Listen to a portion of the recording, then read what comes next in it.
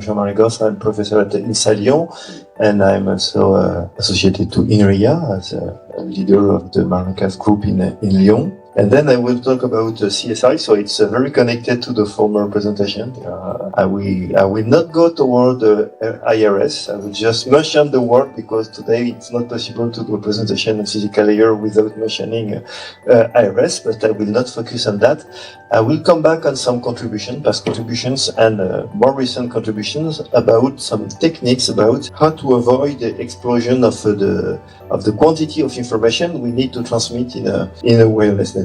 So I will talk about CSI, channel state information. I will give a very brief background because what I observed up to now in the former presentation, we already have a strong background on this question of channel estimation. And I will present 3 case studies. One is in the context of massive random access, and I will show that in fact we work with a compressed sensing problem to determine as well which users are active and what are their channels, which is something that is sometimes omitted in many works in random access. We assume that we know and we can detect perfectly which users are active and what is a channel, which is not so obvious. The second point is to go back to some results about learning, how we can reduce the number of pilots by using some learning techniques to take advantage of some correlation in the channel, but without explicit definition of this correlation. And the last point will be about the development, some ideas. I mean, it's a very recent work. I started to work on this with some colleagues in the framework of a common lab between Nokia and INRIA, and I will give my thoughts on these topics and where we are going. So any feedback is welcome. So why the needs for CSI increasing? Because we are going to self-free massive access RAN as a large dimension system. And so we move from a cellular system where we do Voronoi graph, we associate devices to base stations, and we have a limited coverage, to a very large system when we see a set of base stations which are almost all connected to all the devices, and we have a large system where we want to try to optimize the communication. But if we look at this system, it seems to be a very simple model because in fact the propagation is linear. Okay, if I put IRS, I may have non-linearities as we saw this morning, but without IRS we have at least in propagation we have linearities, and also we have a big linear system, and it seems that there are many tools that can be used to solve the problem of finding X or the message inside X from the observation Y. This is the classical model, and from this model we have to design a good decoder which allows to come back to the transmitted information. So this is the idealized vision of a wireless system, but what the problem is that we don't have a full vision of Y and X. It's not symmetric, so for instance when we are in the downlink, one receiver see only a part of the observation, and so some message will act as a useful signal, but other will act as interference, and there will be always a balance between interference and a useful signal. So even it's not important, but there is a very important point here, is that we have a linear system if we know perfectly edge, and so if we don't know edge, or if we have a bad estimation of edge, then we introduce some errors and some problems in the system. So edge is very important, and its size increasing because we increase the number of transmitting antenna and the number of transmitters that are connected to some base station, the number of receivers by the number of their own antennas. The number of resources, we work with large bandwidth, so we have more resources, and the channel is not the same for all frequencies.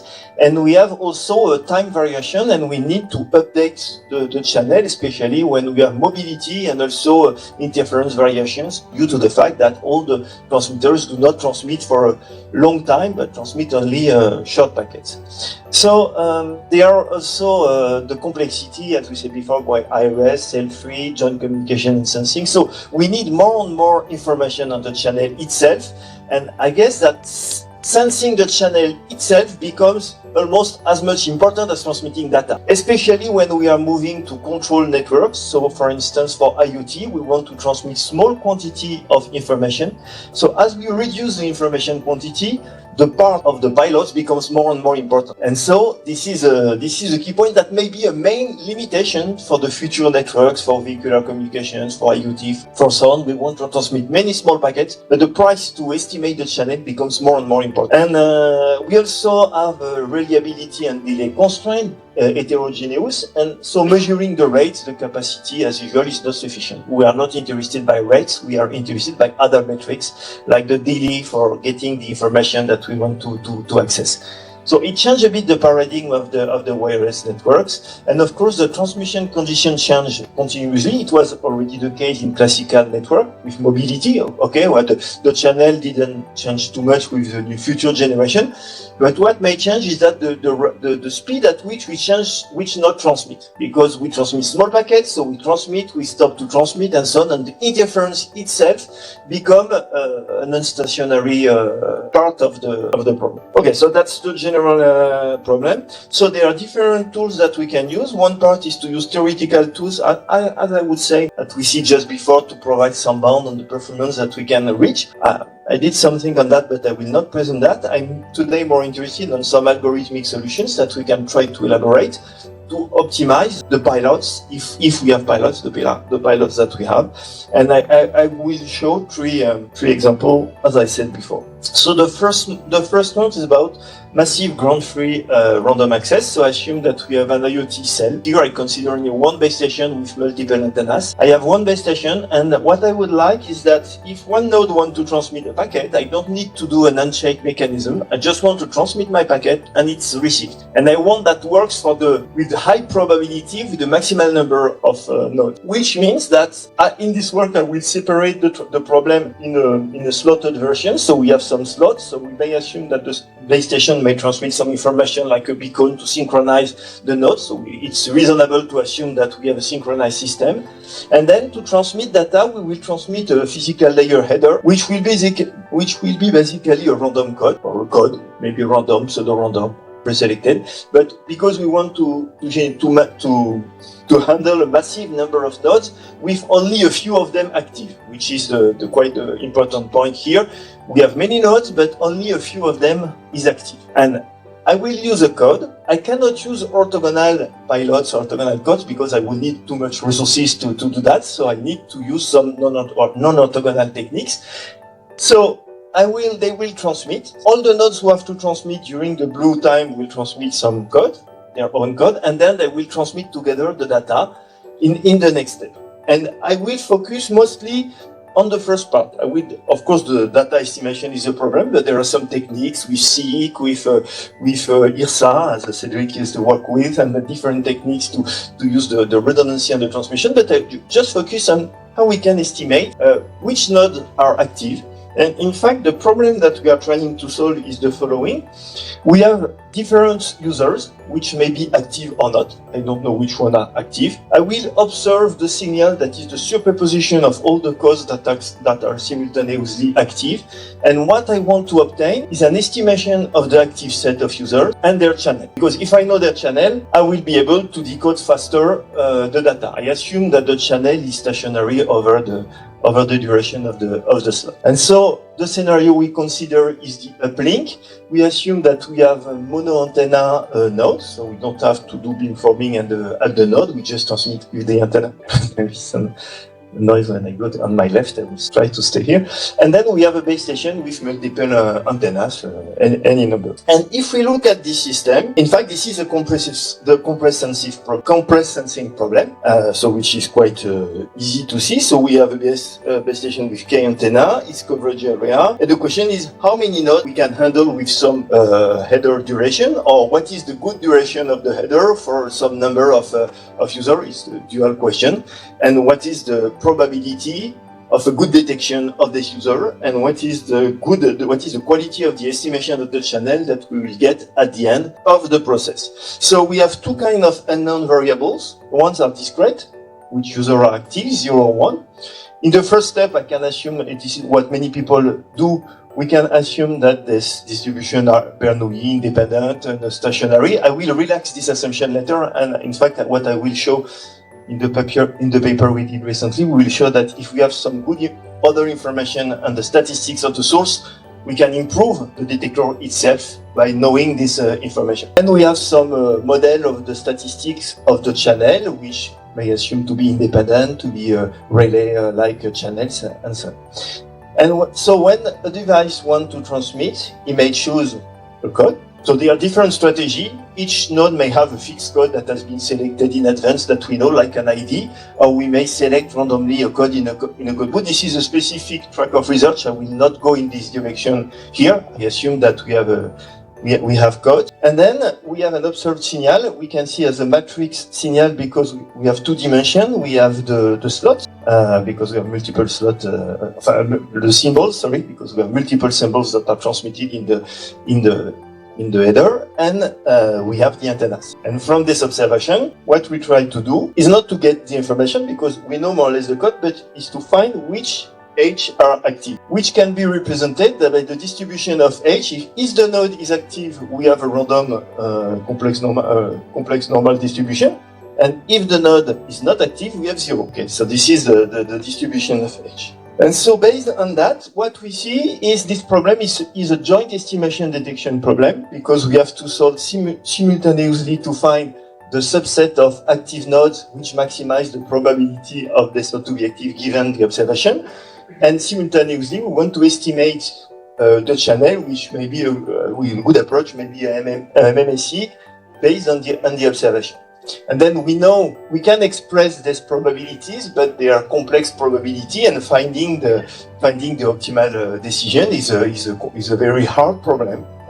In fact, this is a compressed sensing problem. Why? Because we have a subset of columns of the matrix H which are active, all the others are 0, so we have a sparse matrix, and the problem is to find which elements are active and to know the variable, which is exactly a compressed sensing problem, which can be solved with iterative algorithms like OMP, Palaiseau, and this kind of family.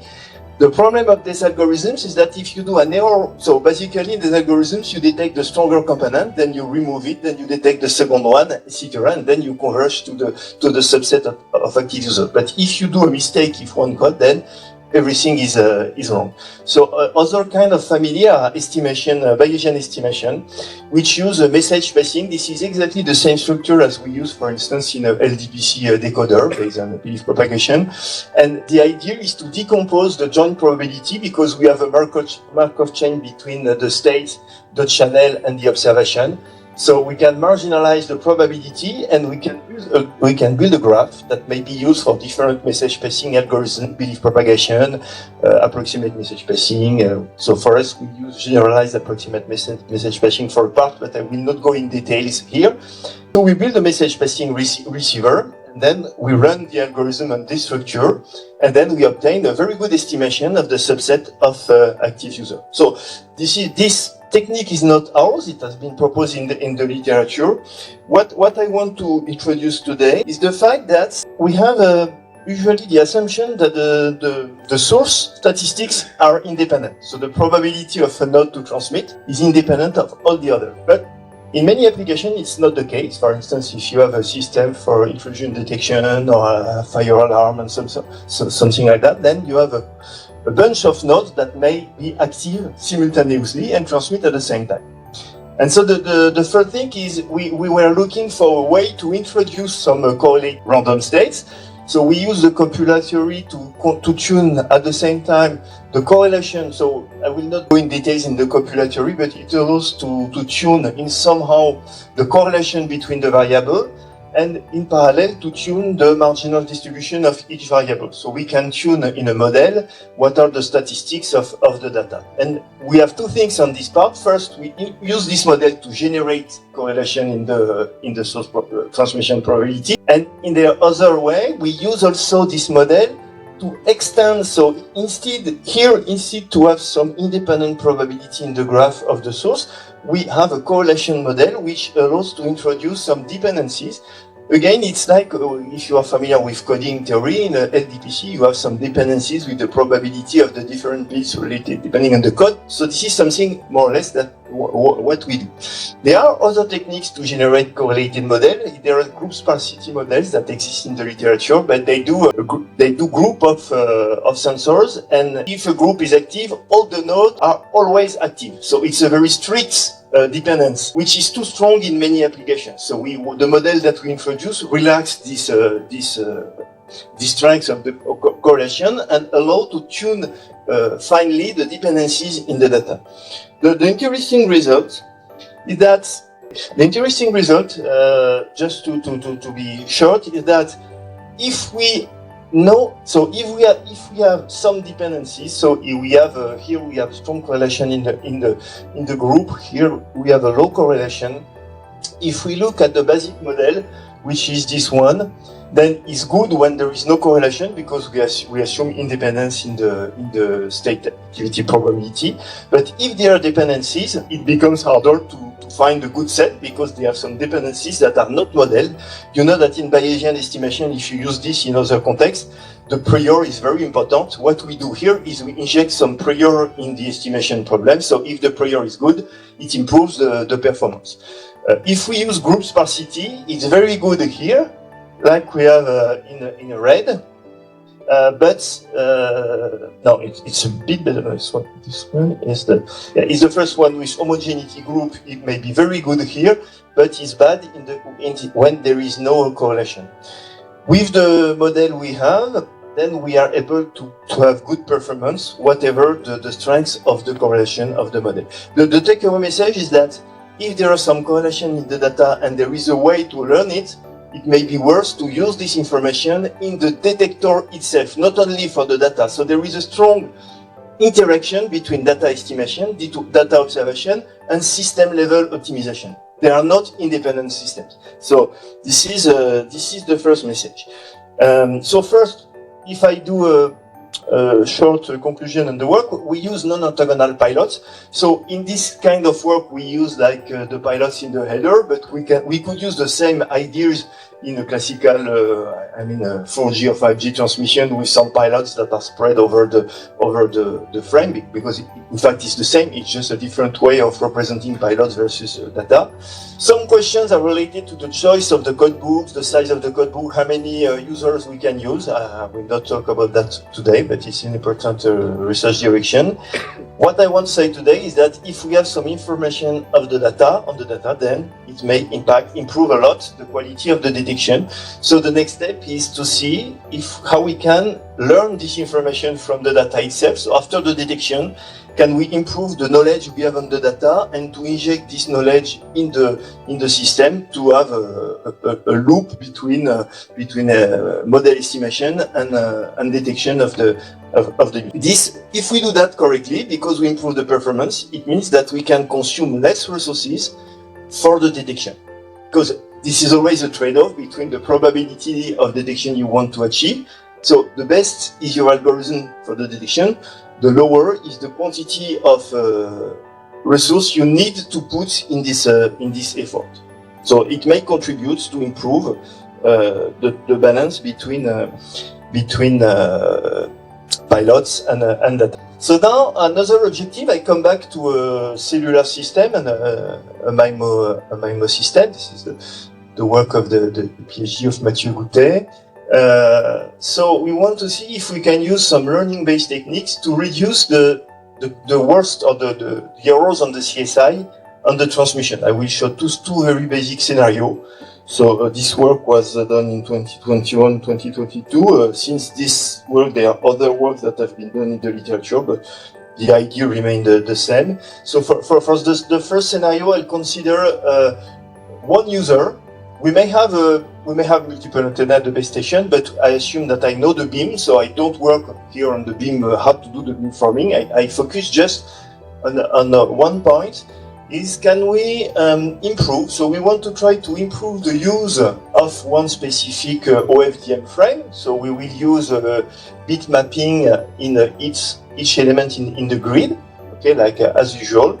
And what we want is to control the PA pair and the ACLR, so two physical constraints that are important when we use OFDM is to avoid to generate some side signal on the bandwidth. So we'd like to have a narrow band, and we want to control the PAPR to the amplitude variation of the signal, because it's something that causes problems in the transmission. And in a classical system, this is managed by introduce some specific. We use some specific symbols in the OFDM to tune the value, to not transmit data, but to reduce the PAPR. And this ACLR is controlled by the power that we give at some board elements. And so we formulate this problem as an optimization problem. We want to maximize the information rate, which is in fact the cross entropy between the transmitted bit and the LLR at the output of the system. But we introduce two side constraints: the PAPR, which is the power, the ratio between the peak power to the average power, and the ACLR, which is the ratio of power that is in the side of the main bandwidth. And we use this model using neural networks, which in fact, so it is based on neural networks, but we use convolutional network to do a very specific thing. So we associate the bits. We decide how many bits we associate to each resource element. The number of bits, we associate for each OFDM symbol. And in this OFDM symbol, we let the neural network to learn how to split the information over all the band. So we have the number of bits is fixed, is equal to the number of bits you would have in the classical system. But you learn the constellation, so you work on the 2.Rn space, and you try to generate the waveforms. And at the receiver, what you do, you receive all the, in this case, you receive all the symbol on the n.m system, so you have a 2D image, in fact, and we try to decode and to find the LLR. So what is interesting is that we don't decode resource element per resource element, but we have a global vision, so we try to take into account all the global information to obtain the bits. And what is interesting, so I will skip the detail of the algorithm. The key question was to have a loss function which is derivable, so we have to convert the side constraint as a part of the cost function that we have to minimize. But what is interesting is to see what are the equivalent constellation that we get at the end of the day. So in fact we have some what I represent here, the true point are the green point. That looks like a noisy constellation, but in fact it's not really a noisy constellation because this is the input. So each green point is a point generated at the input with no explicit modulation, because we don't ask the system to do modulation. But in fact, if you look in the lower line, you see that we have some green area, and the purple point is just the center of the cluster of the point. So this one is just a virtual; it's not a physical point. The only physical point are the green one.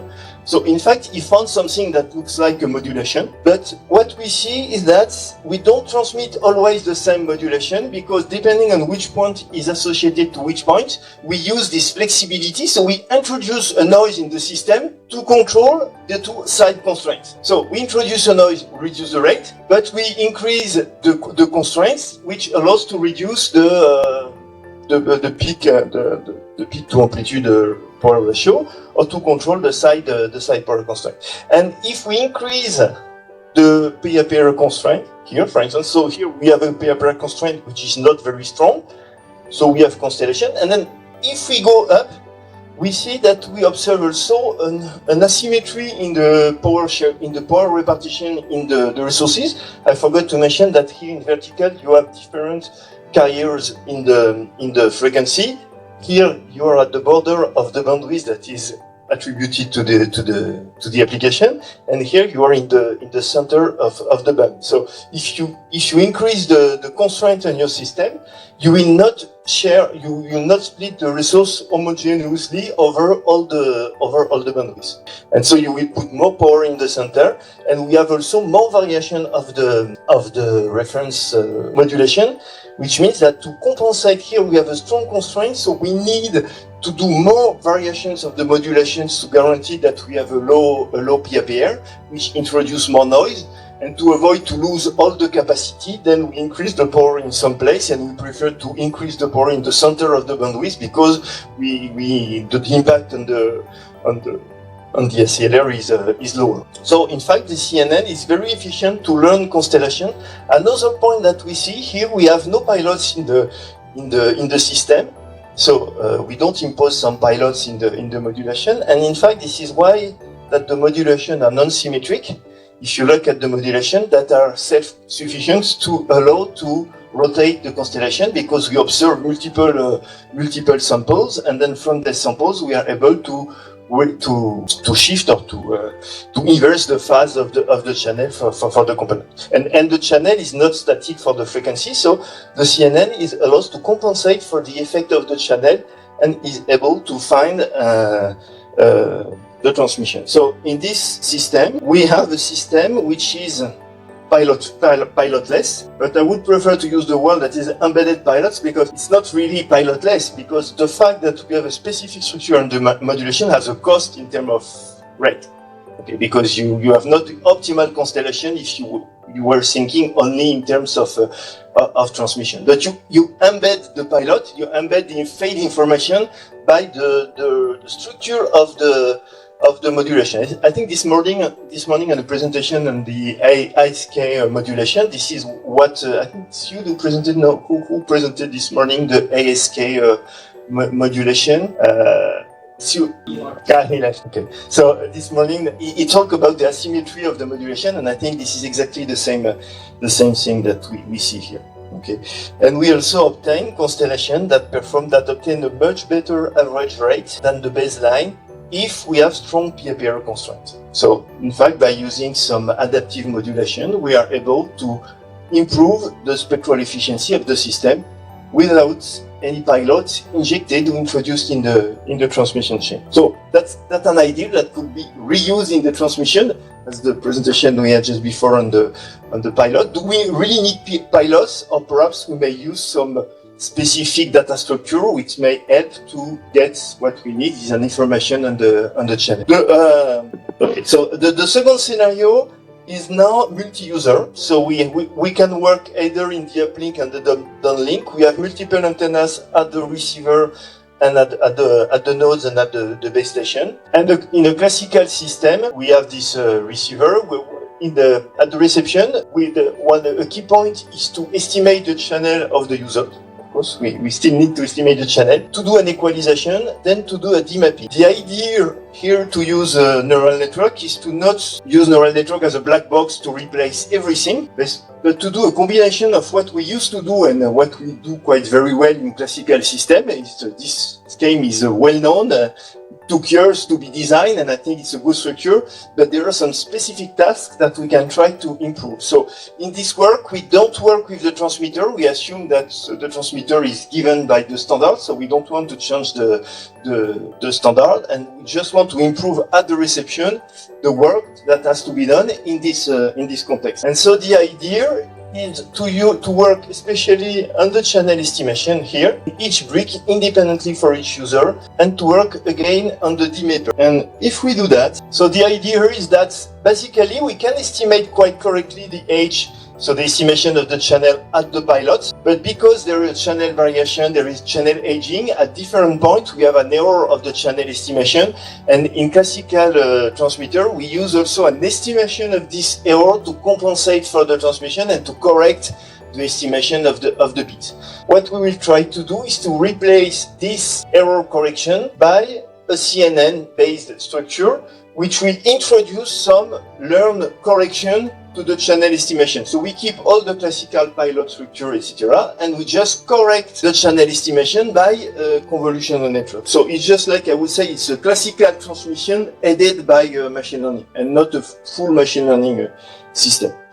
Then typically the problem is the following. If you are moving very fast, you have some pilot where you can estimate the channel, and then if you look at the constellation over time, corrected by the pilots, the channel estimated, we see that due to channel aging, the further we are from the pilots, the worse is the channel estimation.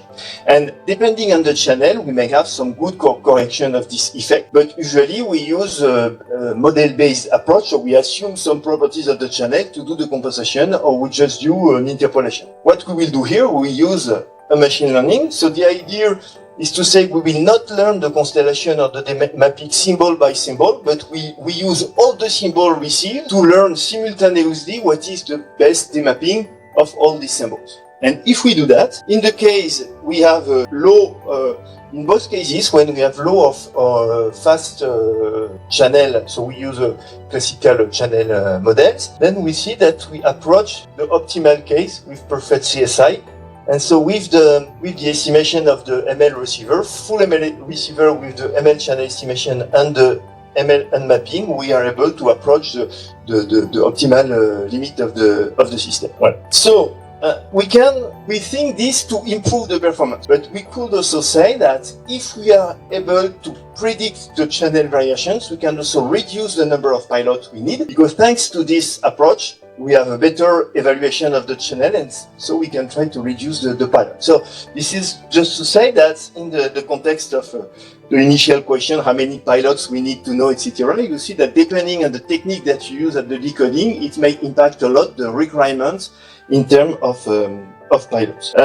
So I will not say that we have no pilot, as I said before, and we say that we have embedded pilots, and the quality of the transmission relies a lot on the optimized receiver, which may take benefits from machine learning techniques. So I don't claim for changing everything and replacing all the elements by a machine learning black box at the transmitter and the receiver, but it is worse that because of the complexity of the problem, of the variation of the channel, it may be useful to exploit this variation.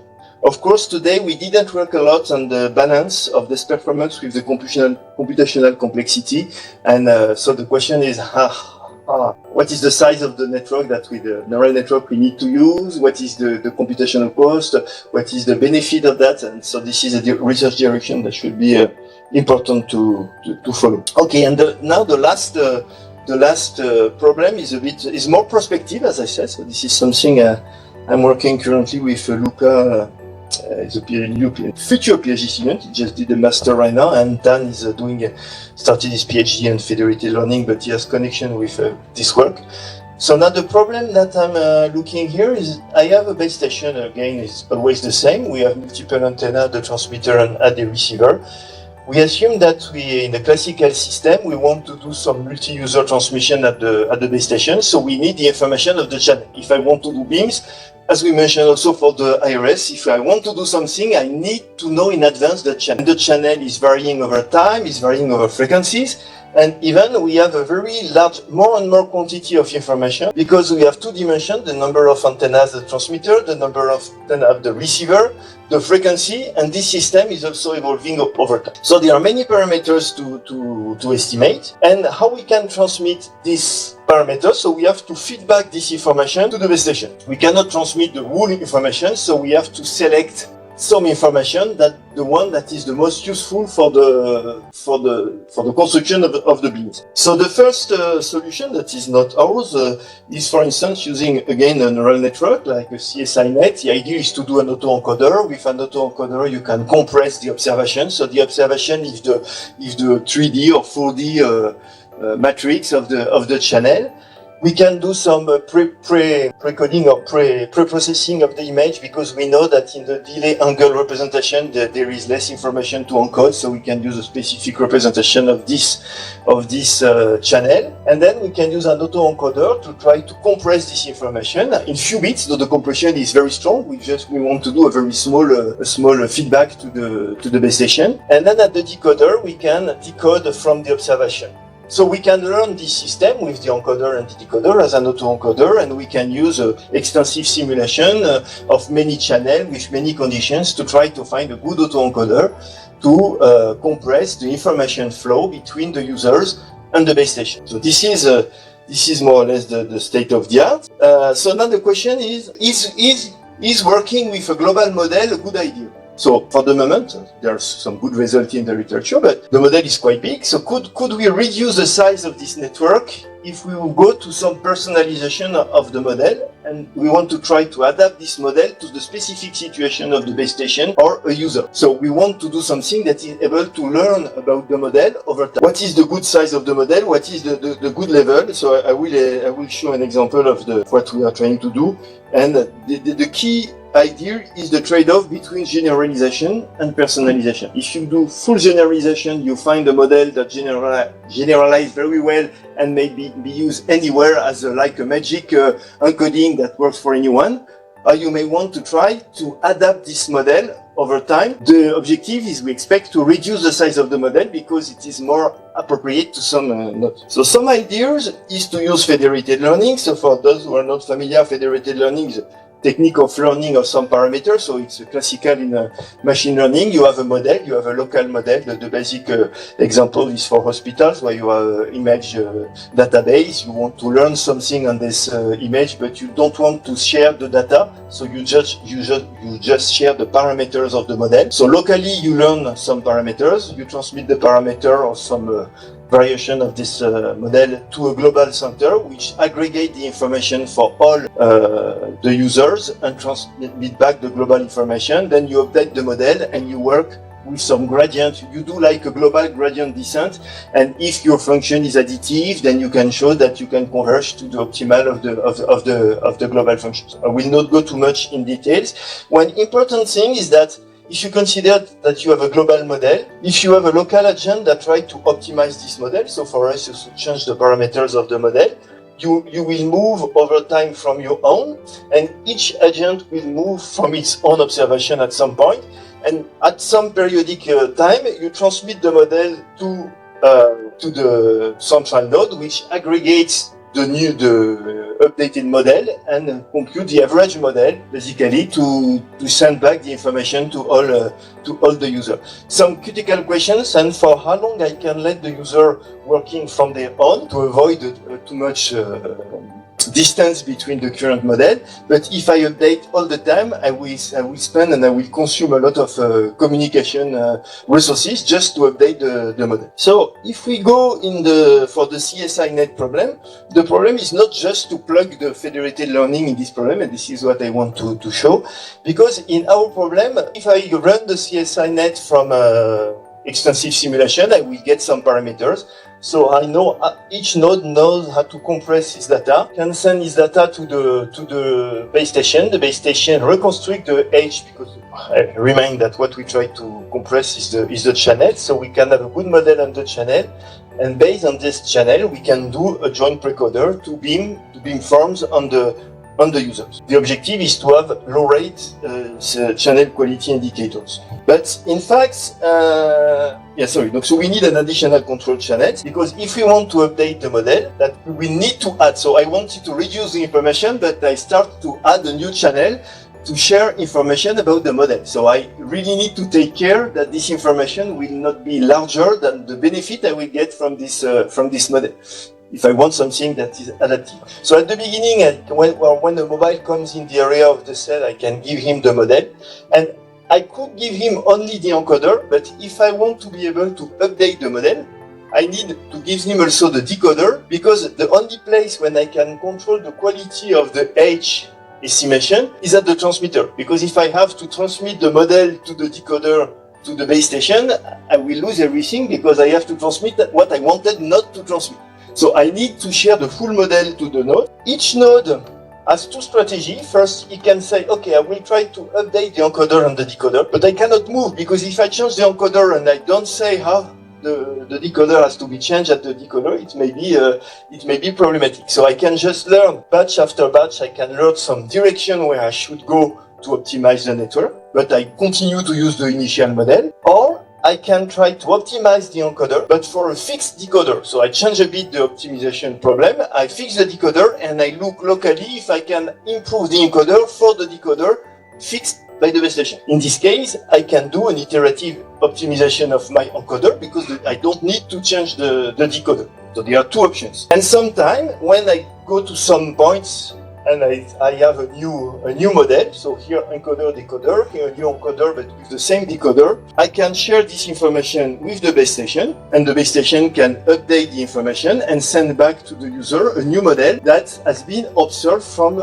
all the nodes. For the second one is a bit different, because if I transmit, the first idea is to say I will just transmit the encoder, but I would like to optimize the decoder now with this new encoder. But this base station has no information of the true channel, so we cannot compute the cost. So we need also here to know the decoder, and at the end of the day, when we have a new encoder, we may compute an optimal decoder for this encoder, which is not the same for everyone.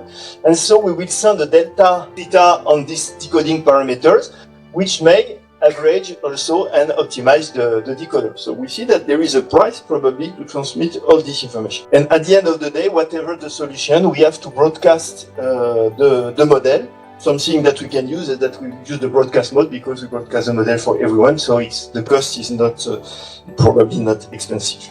Another research direction, because for now I want to adapt the model for the base station, but this is the same model for the cell. But imagine that I have a cell with some indoor user and outdoor users, or some users that have a line of sight, others that are not line of sight. I have different class of users. Something that may come is that when I do the optimization of the encoder and the decoder, I move in some direction for some users and I move in another direction for some users. The objective of federated learning is to get help from the others to improve my model. But if the others are too different, I should not use their value. So what we can do when we feedback the new model, first the green area, we can feedback this information to the base station, and the base station can do a clustering step which try to figure out if there are some users which are close to each other and some other which have a different behavior. And then I can decide. You have to check which is a good time for doing that. I have no idea right now,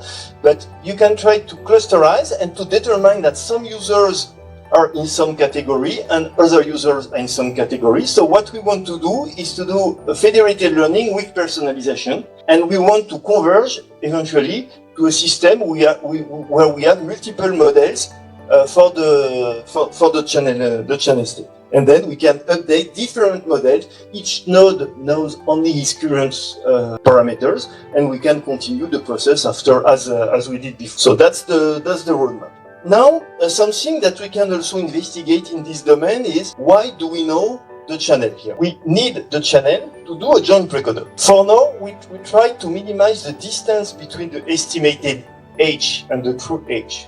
But we don't know if it's the good metric to use to optimize the precoder. Because, of course, we can imagine that if age, the error is big, it introduces a strong effect. But because it's not only a simple additive problem, the impact of some errors may be different depending on the channel that we are looking for. So what we can do, we can try to evaluate the quality, but we at the transmitter, I don't know the quality of the precoder. I will know this only at the users. So I need to give some information, and we need to start to share information about the gradient of the evaluation function, which is not computed at the base station, but is computed distributively. And then we want to update all the parameters according to this cost function. How we can quantize this information and minimize this cost is a very open question. I don't know.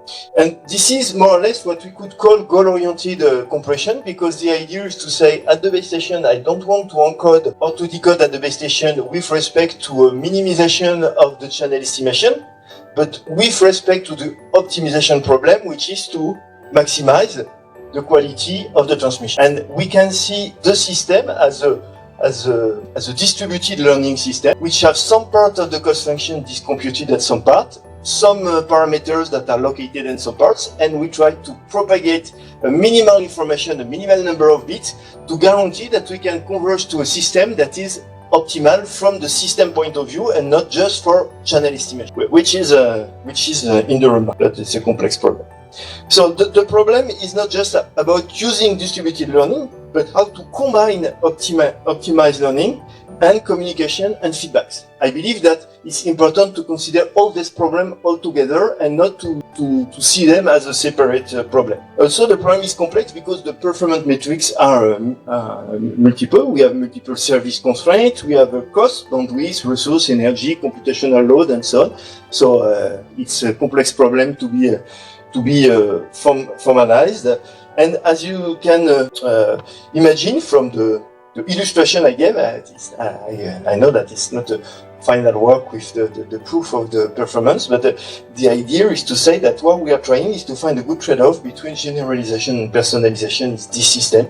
Full generalization is simpler, but probably the model is more complex, and the simplification may come at some price of communication and coordination. So, to conclude, CSI is a critical point to operate future wireless network. We cannot have a perfect channel state information everywhere. It's just not possible because of everything I mentioned. So we have to limit the channel state information. So taking into account this lack of information is important in the performance evaluation. This is exactly what our colleague said just before me about the RS, because all the talk was concentrated on how we can estimate this channel and this information. We know also that some non-current approach may embed channel information. So if we use some constellations, some signals that